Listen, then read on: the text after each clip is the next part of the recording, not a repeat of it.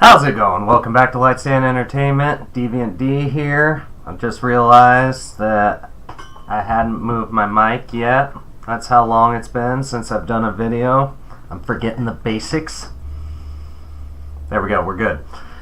Just checking in on you, to quote my hero Bill Burr right now. Just checking in, seeing how you're doing. We're going to talk about the fate of the Furious. Yes, number 8. Get it? Fate 8? Number 8 in the Fast and Furious franchise. Finally saw it.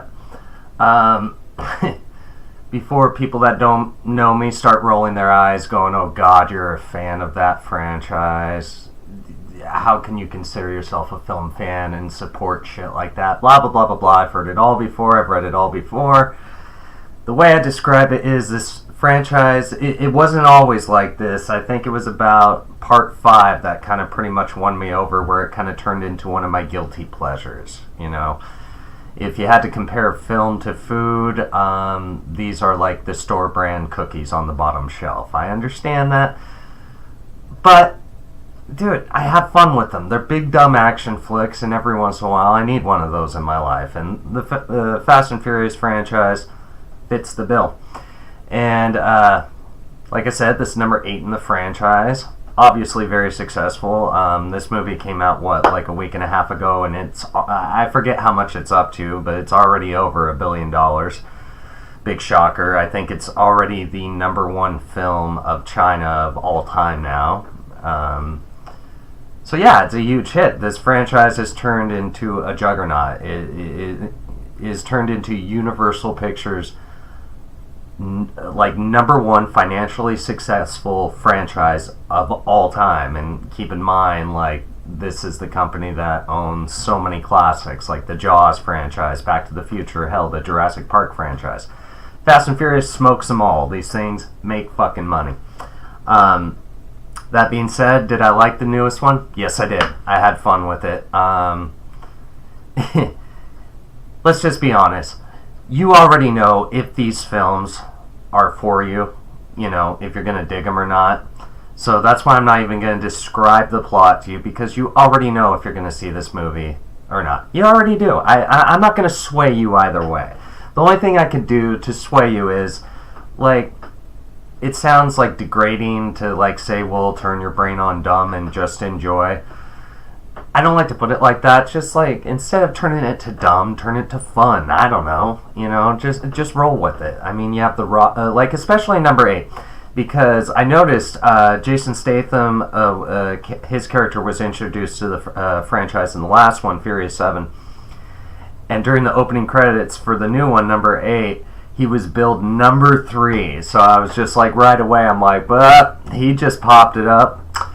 And you get so many scenes in the film between The Rock and Jason Statham, and honestly, those are some of the best scenes out of the movie. They just make the movie for me. They're so much fun. There's this one scene where, spoilers, they're both their characters are in prison at one point, and go figure, their cells are right across from one another, and just the shit talking between the two of them. It's just freaking hilarious. Like, they're just trying to act tough while they're, like, separated by this thick glass, and they're all doing different shit to, like, look tough. And at one point, The Rock, while talking, just walks over and grabs the concrete bed in the cell and just, like, rips it off the wall, looking at Jason Statham, and just starts curling it, just talking shit. And it's so funny. Kurt Russell's back, who also got introduced in the last one. He has more screen time this time around. It's awesome. The villain of this film is played by Charlize Theron. Like, after, like everybody knows, I love Mad Max Fury Road. Fucking love that movie. Could not love it more. And Furiosa, her character was a big part of why I loved it. That being said, her villain, meh.